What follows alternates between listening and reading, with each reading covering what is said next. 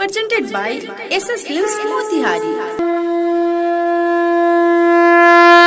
प्रेम से बोली कौड़ी कामाख्या वाली मैया की, प्रेम से बोली शीतला भवानी की, प्रेम से बोलो रावली आयरन देवी की।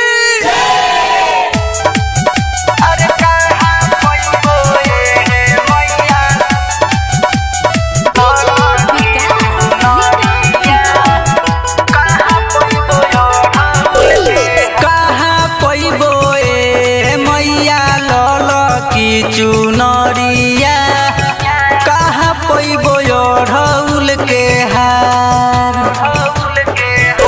अरे कहाँ पैबो मैया लल की चुनरिया, कहाँ पैबो ढौल के हार। अरे जनती जे घरे हमारा देवी मैया जईबू, झुलुआ लगवती निमिया डार। अरे कहाँ पैबो मैया लल की चुनरिया, कहाँ पैबो ढौल के हार। कहाँ पैबो मैया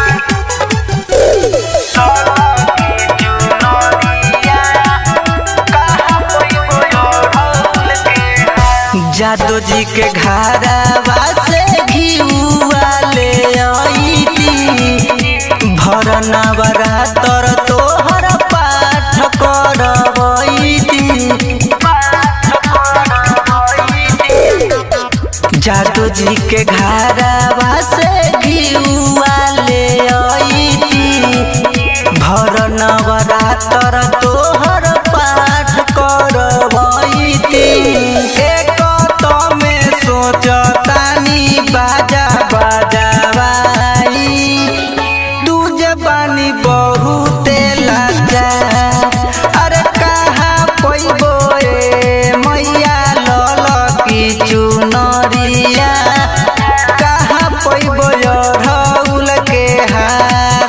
अरे कहाँ पैबो मैया लल की चुनरिया, कहाँ पैबो ढौल के हार। कहाँ पैबो मैया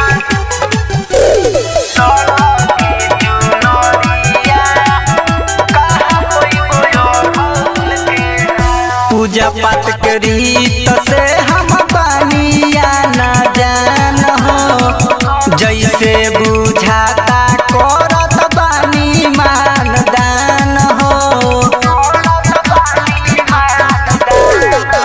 पूजा पाठ के रीत से हम बानिया न जान हो, जैसे बुझाता करत बानी मानदान हो। माफ करिह विभा कर संजीव के गलतिया, रखिह जनी नजरी से दूर। अरे कहाँ पैबो मैया लल की चुनरिया, कहाँ पैबो ढौल के फूल। कहाँ पैबो मैया लल की चुनरिया, कहाँ पैबो ढौल के फूल। प्रेम से बोली दुर्गा मैया की।